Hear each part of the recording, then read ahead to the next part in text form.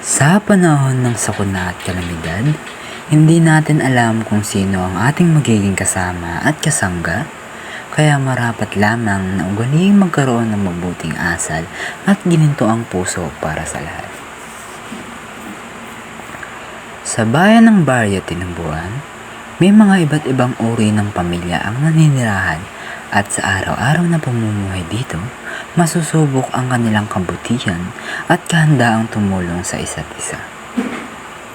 Makikilala natin dito sila Aling Grace at ang kanyang pamilya, Mang Donato at kanyang pamilya, Mang Pasiano, Kapitan Juan at ang kanyang pamilya, at mga kabataan na nakatira sa nasabing baryo. Kada umaga ay nagwawali si Aling Grace sa kanyang harap bahay upang mapanatili ang kalinisan at maiwasan ang pagbaha at ano pa mang sakit na maaaring dulot ng hindi pagiging malinis sa kapaligiran.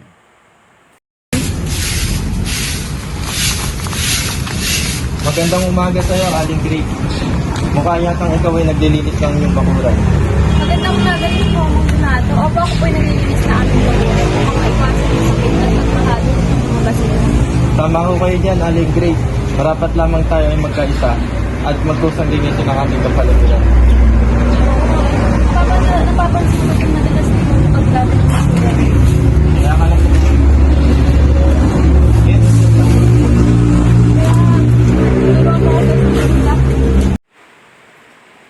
Nang biglang dumating si Mang Pasiano, isang manggagawa sa talyer malapit sa kanilang tinitirhan.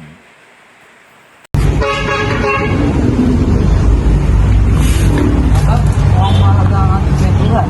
Nalagay ko ba yung buhay ng ibang tao na pinag-usapan? Ano po, Aling? May ganda kung baga para pinagsimulan ng ganito. Ano po ang yung basihan para makapagligtas kami ng salita sa amin? Siya nga naman pa siya, no? Kami ay nag-uusap lamang upang paano panatili malinis ang ating barya at kapaligiran. Nang sa ganun ay tayo maging ligtas sa maging posible pagkasakit. Ako naman ay nagbibiro lamang. Alam niyo naman kadalasan kapag ng umaga, ganyan ang usapan at sinasabayan ng linis. Huwag mo kami idamay sa ganyang pag-iisip mo. Manabang yung atupagin mo paglinis ng mga natin. Napapansin mo, ay napupunta sa ating bahay. Kung kaya't kapag umuulan, umaapaw ito ng may kasamang langis. Siya nga naman pa siya, no? Kita niyo na, ako pa ang inyong pinagbalingan. At sa aking pangharapan, ano man ang aking gawin at ikalat ay sa akin na lamang. At hindi niyo na ako kailangang utusan. Ako naman ay may pusa.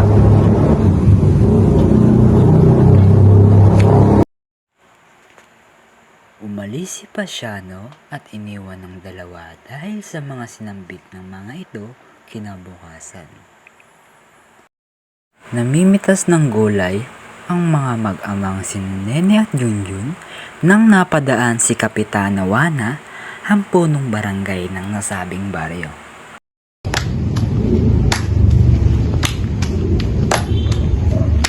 Mga anak, hali kayo at mag-asikaso tayo ng ating tanim na gulay upang tayo ay may maipamigay sa ating mga kapitbahay. Oo, Itay! Tara na ho, Itay!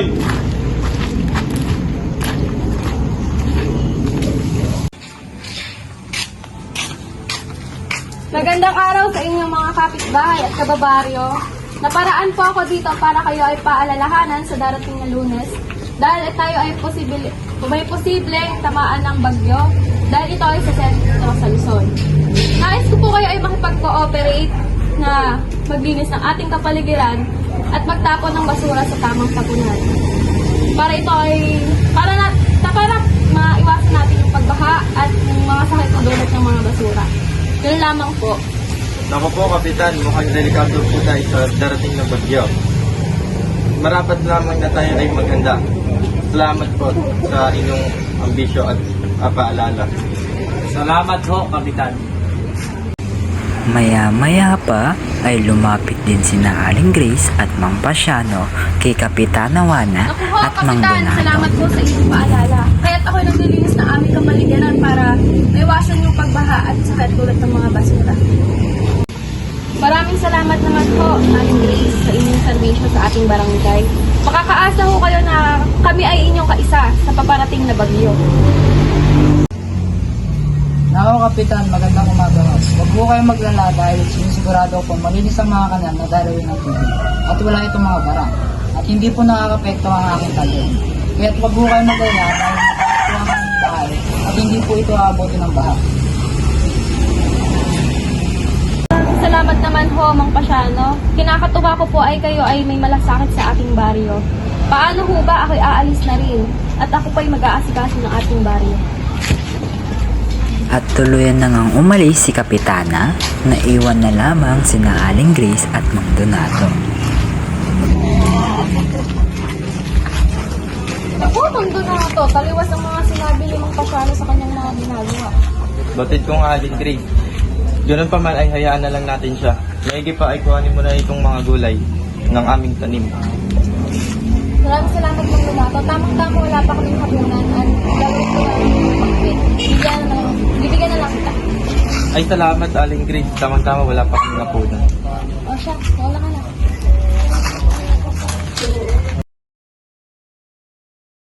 Pagdating ng Lunes ay naghahanda ang lahat para sa papasok na bagyo sa bandang Luzon. Lahat ay abalang itali ang kanilang mga bubong at ang iba naman ay nag-aayos ng kanilang tahanan at kagamitan. Maliban kay Mang Pasiano, na patuloy pa din gumagawa sa kanyang talyer.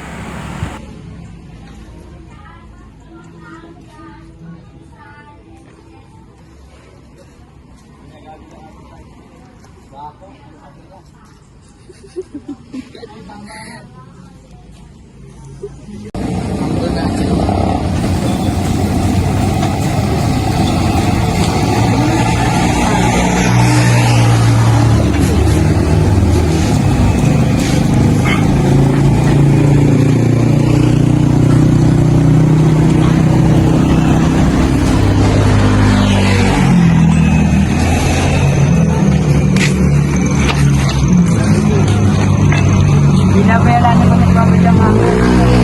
Wala yung mga anak ko. Ayos na lang panahon. Ako, Pasiano, huwag kang patignan sa gantong panahon. Meron kang gantong tahimik dahil baka sa gabi tayo mahirapan kapag sumama. Ako, kayo naman yung magandang mababahala. Hindi ako sa inyo na hindi tayo maapektuhan yan.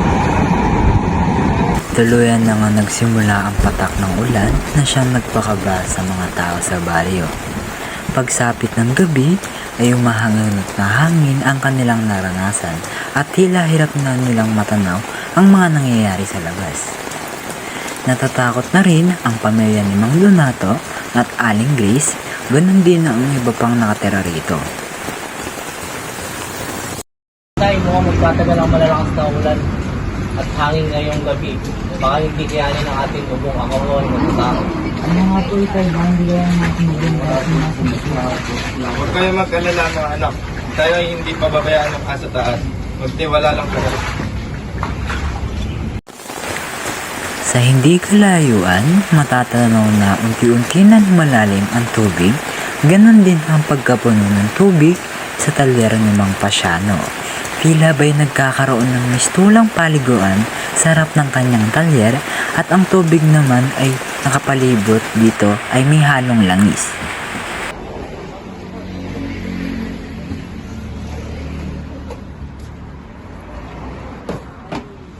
Ako po, mukhang hindi ko nakakalang ganito tataas ang tubig. Mukhang hindi ko inaasahan to. Mukhang maaari kami makulong sa loob ng aming bahay dahil sa baha.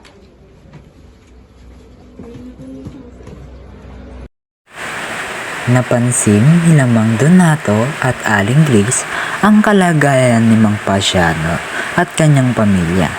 Kaya hindi sila nag-atubili na ito ay tulungan at patuloyin sa kanilang tahanan.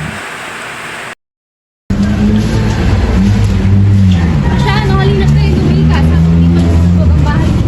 Kawawa ko mag-ata na.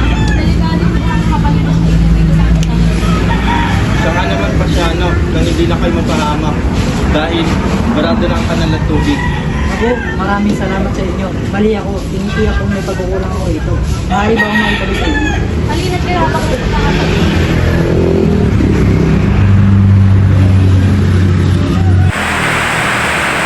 Dinala ni Pasiano ang kanyang pamilya sa tahanan ni Aling Grace at doon sila nagpalipas ng gabi hanggang sa sumikat ang araw.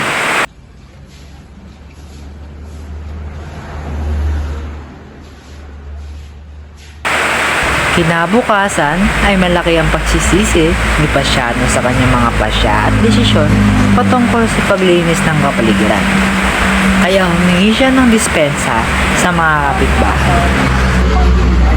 Pag-aabuso sa kapaligiran. Tunay nga meron kami tutulungan ng Diyos. Kaya tinulungan niyo ako sa oras ko. Tunay nga isa yan na merong kapitbahay na makakasama sa oras na kapaligiran. Layan pa siya nung nakikipag-aral mo sa iyo para alam mo. Saka Pasiano, kinagagalakan namin na ikaw ang aming natulungan. Sa huli, ay importante pa rin na ikaw ay makinig at makipagkapwa-tao sa iyong mga kapitbahay at makipagtulungan. Pagpatuloy din ng pagtulong sa kapwa at mahalin ng inyong mga kapitbahay dahil sa oras ng kagipitan, maaari nyo silang asahan at masandalan.